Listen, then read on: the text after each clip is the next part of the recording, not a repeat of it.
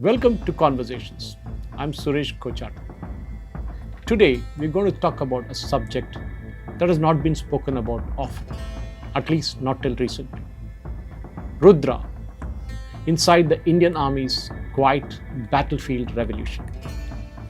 Today, I will take you inside a story that is unfolding quietly, as I told you, but one that may reshape India's military planning for years to come.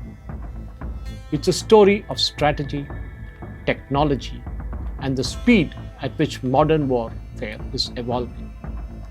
And at the center of it all is a new word in the Indian Army's vocabulary, Rudra.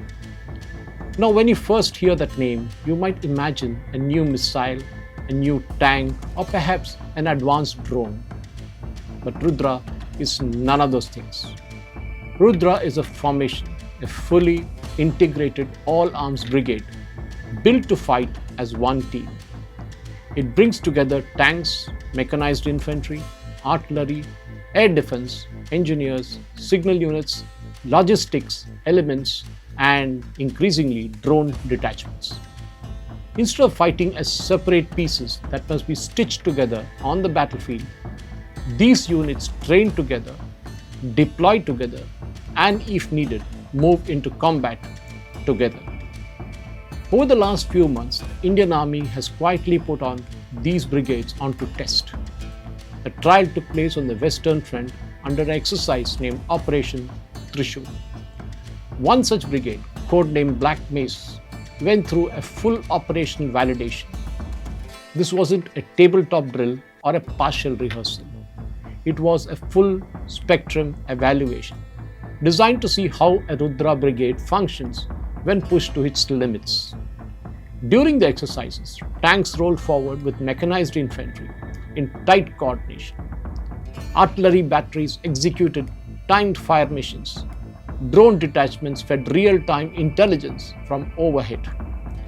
Air defense units simulated engagements against hostile UAVs. And the Indian Air Force joined the drill with fighter ground attack sorties, attack helicopters, and heli-borne special operation teams. What you had was a picture of a joint warfare, a high-tempo movement, and rapid integration of decision-making. But this exercise, and Rudra, the idea itself, doesn't exist in isolation. It is a much bigger shift in India's war planning. And to understand that shift, we need to go back almost 25 years to the moment when India's military planners saw the limits of the existing system. The year was 2001. After the attack on India's parliament, the Indian Army launched a massive mobilization along the western border. The operation was called Parakram. It involved one of the largest military mobilizations since 1971. Yet, it revealed a problem. A problem that would shape India's strategic thinking for the next 2 decades. The mobilization took nearly a month, and by that time, Pakistan had already strengthened its defenses. International pressure also built up, and India's political and military options narrowed. The message was clear. If you cannot mobilize fast enough, the window for decisive action closes. In the aftermath of Operation Parakram, Indian planners began to work on a new doctrine. It came to be known as cold start, a concept built around speed, agility, and the ability to launch limited offensive operations before the diplomatic clock could run out. Cold start reorganized forces into smaller, more flexible, integrated battle groups. It emphasized quick movement, shallow thrust, and precision. For years, Cold Start shaped India's conventional war planning, even as the army never formally acknowledged it as an official doctrine. But as global battlefield changed with drones, cyber warfare, precision guide munitions, and electronic warfare becoming central to the conflict, the Indian Armed Forces recognized the need to revolve and evolve again. Which brings us back to the present moment and to the quiet emergence of a concept reportedly known as cold strike. Cold Strike takes its idea from Cold Start, all about speed, coordination, limited but decisive objectives, and adapts them to a future where intelligence flows in real time and battles unfold in multiple domains simultaneously. It emphasizes deeper thrust, tighter air-land coordination, and rapid operational tempo. And that is where Rudra fits in. Rudra is designed for the battlefield Cold Strike imagines, a battlefield where drones rely on instant intelligence, where air support must mesh seamlessly with ground maneuvers, and where decisions must be taken in minutes, not hours. Rudra brigades are not assembled at the last minute. They are pre-built, pre-trained, and pre-integrated teams. They know each other's capabilities intimately. Their communication networks are designed to plug into a single operational picture, and their composition is flexible. The units can be added or removed depending on the mission and the terrain.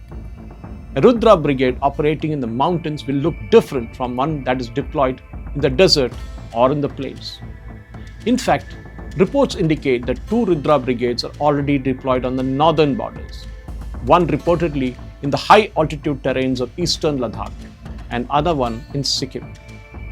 More such brigades are being prepared, with some existing formations being converted into Rudra type units. The idea is not merely to reorganize the army, but to re-engineer how India fights.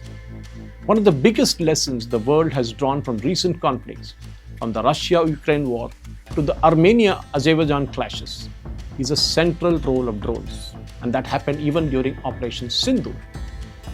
They are everywhere, spotting targets, guiding artillery, neutralizing armor, and even overwhelming radar systems through swarms. India has taken note of this.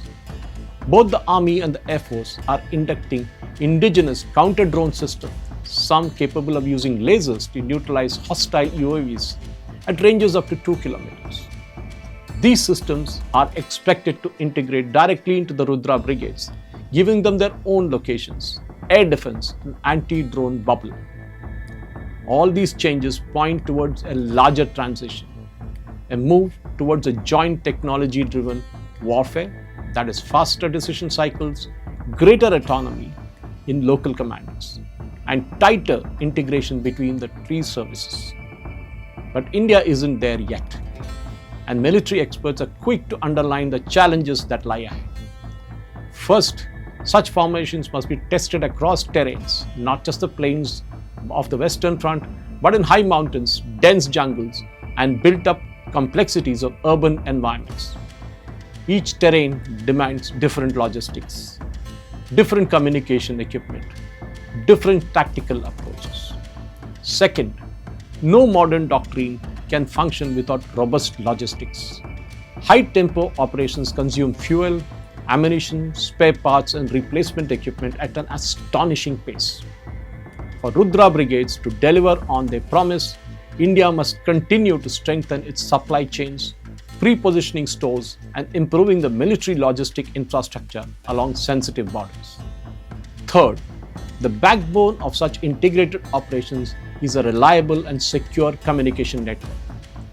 If real-time intelligence is the heart of Cold Strike, then data is its bloodstream. And the army will need hardened communication lines, redundant systems, anti-jamming capabilities, and seamless links between field units, air bases, and command centers. Finally, there is the question of joint command structures. The Indian military has begun moving towards the idea of integrated theatre commands, but these are still work in progress.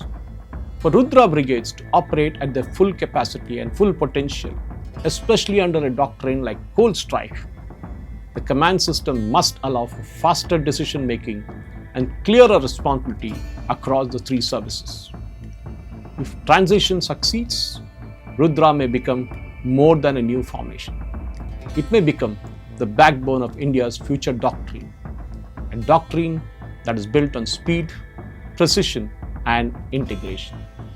Because modern warfare is no longer about mass alone. It's about timing, information, and the ability to bring all tools of war to bear exactly at the right moment. In a region where crises can escalate quickly, where borders are active, and where technology is reshaping combat every year, India's war plans must evolve. And Rudra is a sign that they are. It's a quiet revolution. There are no big announcements, no grand unveilings, but on the ground, exercises like Trishul in the high altitude deployments and in the restructuring of formations. The shift is well underway. Rudra may be the name of a brigade, but for India's military planners, it is also the name of a new era. We'll see how things go from there, and we will keep you updated. Thank you for watching. Jai Hind.